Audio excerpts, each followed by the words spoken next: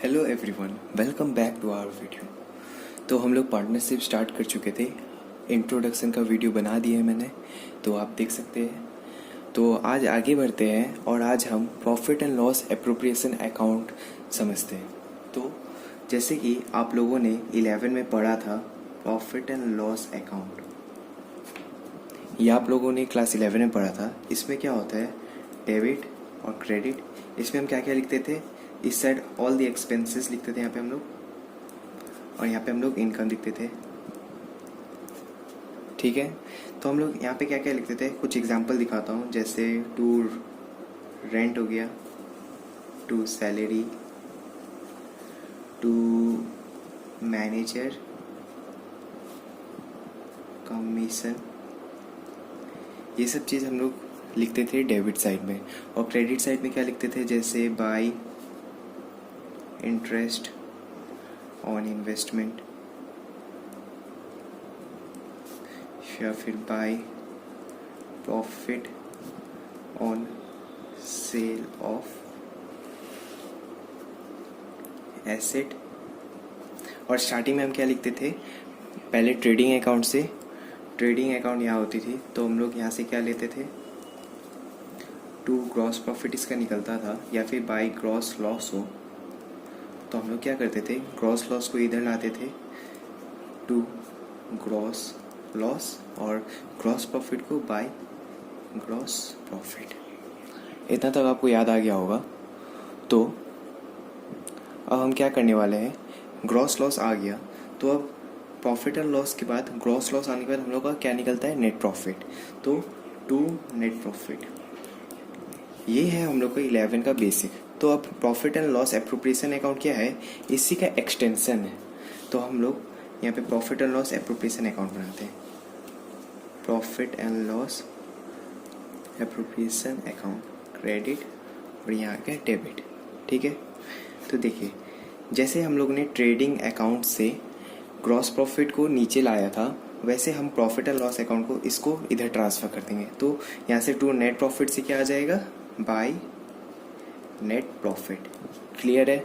और वहीं अगर नेट लॉस होता तो टू नेट लॉस होता। इतना क्लियर है। तो अब जैसे हम लोग का प्रॉफिट एंड लॉस अकाउंट में सब एक्सपेंसेस डेबिट होते थे और इनकम क्रेडिट होते थे, सेम वे में ही हम लोग के सारे एक्सपेंसेस ये डेबिट होंगे और सारे इनकम क्रेडिट होंगे। और ये हम लोग किसके बेसिस में करें, ये हम लोग अपने मतलब फर्म के ऊपर से करेंगे। फर्म का क्या एक्सपेंसेस है वही डेबिट होगा, फर्म का क्या इनकम हो रहा है वही क्रेडिट होगा। ठीक है, तो आइए फर्स्ट डेबिट में क्या क्या आता है वो सब देखते हैं।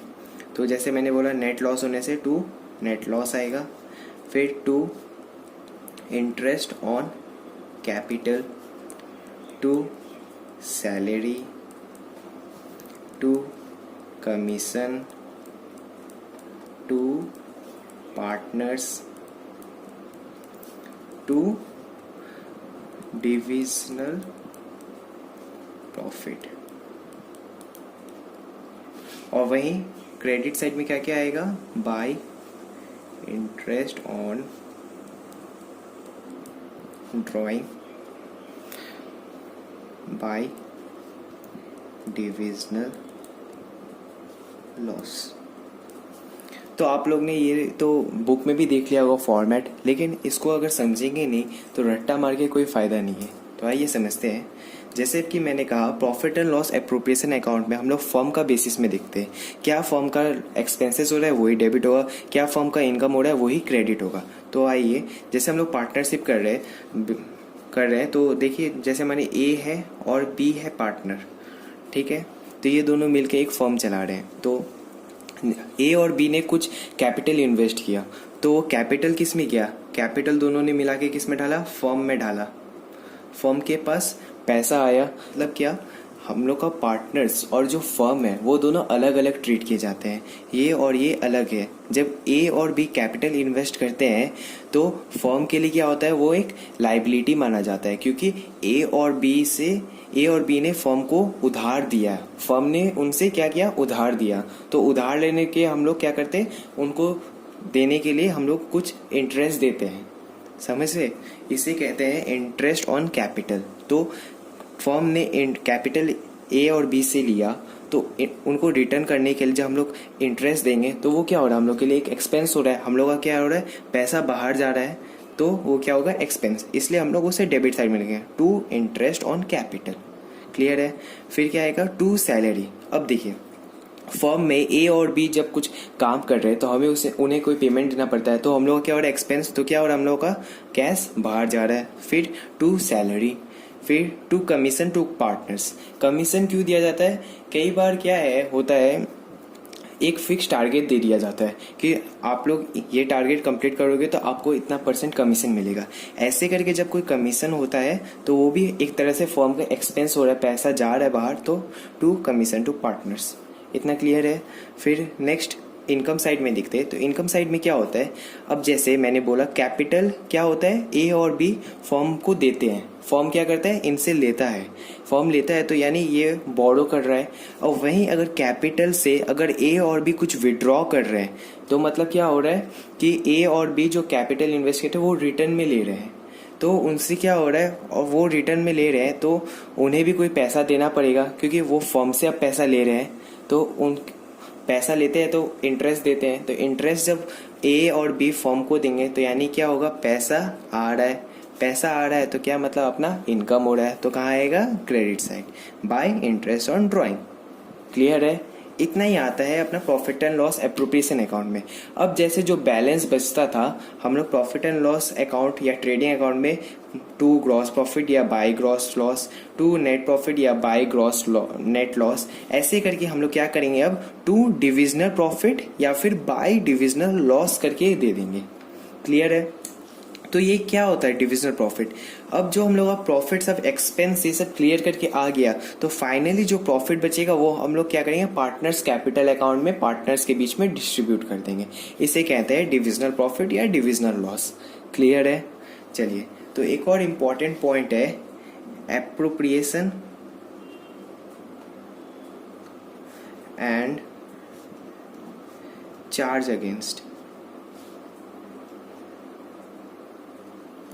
ये बहुत इंपॉर्टेंट टर्म है दोनों।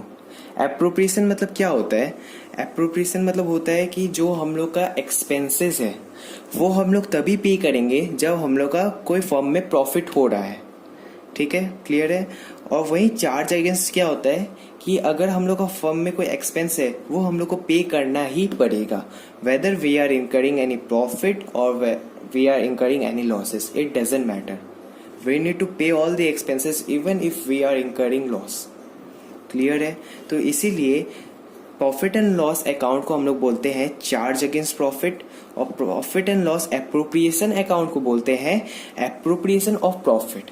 अगर मानिए जैसे फर्म का लॉस हो रहा है तो लॉस होने के पार्टनर थोड़ी ना बोलेगा फर्म हम लोग का लॉस हो रहा है तो ये मेरे को सैलरी चाहिए, ऐसा तो नहीं होगा क्योंकि उनका खुद का बिजनेस है। तो अगर जब लॉस होता है तब क्या होगा, तो ये सब कुछ सब एलिमिनेट हो जाएंगे। इसलिए बोला जाता है profit and loss appropriation account को एप्रोप्रिएशन और प्रॉफिट एंड लॉस अकाउंट को बोलते हैं चार्ज। ये आप इजीली याद कर सकते हैं क्योंकि देखिए प्रॉफिट एंड लॉस एप्रोप्रिएशन में एप्रोप्रिएशन वर्ड आ रहा है, तो इससे आप इजीली समझ जाइएगा कि ये एप्रोप्रिएशन ऑफ प्रॉफिट है और ये चार्ज अगेंस्ट प्रॉफिट है। तो और दो चीज इंपॉर्टेंट है वो मैं बताता हूँ, जैसे कि इंटरेस्ट ऑन पार्टनर्स लोन और एक आएगा रेंट पेबल टू पार्टनर। अब जैसे मानिए कि फर्म ने पार्टनर से कुछ पैसा उधार लिया, एक बार के लिए लोन लिया, ए और बी से कुछ लोन लिया। सपोज करते जैसे 10,000 ए और बी ने फर्म को दिया, फर्म को पैसा चाहिए था तो उन्होंने अपने पार्टनर से लोन लिया। तो लोन लिया तो हमें क्या मतलब उन्हें इंटरेस्ट पे करना पड़ेगा, तो उसे क्या कहते हैं इंटरेस्ट ऑन लोन। तो इंटरेस्ट ऑन पार्टनर लोन को क्या होगा, हम लोग प्रॉफिट एंड लॉस एप्रोप्रिएशन में नहीं दिखाएंगे, ये हम लोग कहाँ दिखाएंगे, प्रॉफिट एंड लॉस अकाउंट। कहाँ पे, ऐसे यहाँ to interest on partners loan. अब ऐसा क्यों हम लोग यहाँ क्यों दिखाएंगे, क्योंकि इंटरेस्ट ऑन पार्टनर लोन है चार्ज अगेंस्ट प्रॉफिट। मतलब अगर हम लोग का लॉस हो चाहे प्रॉफिट हो, हमें इंटरेस्ट ऑन पार्टनर्स लोन देना ही देना है। इसीलिए ये प्रॉफिट एंड लॉस अकाउंट में आता है rather than it comes in profit and loss appropriation account. Clear है? वैसे ही सेम वे में अगर जैसे कोई पार्टनर फर्म को कोई रूम देते हैं या फिर कोई बिल्डिंग अपना देते हैं काम करने के लिए, तो उसकी बेसिस पे फर्म उन्हें रेंट पे करती है। इसीलिए जो रेंट होती है वो भी क्या आती है, प्रॉफिट एंड लॉस अकाउंट में आती है, क्योंकि ये भी एक चार्ज अगेंस्ट प्रॉफिट है। क्लियर है सब कुछ? तो एक बार क्विक रिवीजन कर लेते हैं। हम लोग ट्रेडिंग और प्रॉफिट एंड लॉस अकाउंट बनाते हैं। जो 11 में सीखा था उससे हमें क्या मिलता है, ग्रॉस प्रॉफिट और नेट प्रॉफिट। तो हम लोग उसी को एक्सटेंड करके एक नया अकाउंट बनने लगा। अब क्या है, profit and loss appropriation account. इसमें क्या आएगा, खाली एप्रोप्रिएशन आएगा, मतलब जो प्रॉफिट होगा तभी हम लोग ये सब पे करेंगे। और प्रॉफिट एंड लॉस अकाउंट बोलते हैं चार्ज अगेंस्ट प्रॉफिट। अगर हम लोग का प्रॉफिट हो चाहे लॉस हो, वो मतलब नहीं है, हमें ये पे करना ही होगा। तो अब आपको जैसे कोई एग्जाम में पूछ लिया गया प्रॉफिट एंड लॉस अकाउंट और profit and loss appropriation account का डिफरेंस बताओ, तो आप बता सकेंगे इजीली। इसमें क्या क्या बताएंगे आप? पहला पॉइंट बोल दीजिएगा, profit and loss appropriation account is prepare to calculate net profit, whereas profit and loss appropriation account is prepared to distribute the final profit among the partners। ये ठीक है। फिर क्या आएगा, profit and loss account is known as charge against profit, whereas profit and loss appropriation account is known as appropriation of profit। ये भी ठीक है। Profit and loss account is the continued process of trading account, मतलब हम लोग ये trading account के बाद ये बनाना ही है हमको। लेकिन profit and loss appropriation account is the extension of profit and loss. Extension क्यों? क्योंकि यहाँ पे हम लोग नेट प्रॉफिट से ही आगे सब कुछ करेंगे। तो मुझे आशा है आपको सब समझ आया होगा। अगर कोई भी डाउट है तो फील फ्री टू कमेंट। अगर आपको अच्छा लगा हो तो लाइक शेयर और कमेंट जरूर कीजिएगा, दोस्तों में शेयर कीजिएगा। और तब तक के लिए खत्म, bye bye, tata, good bye.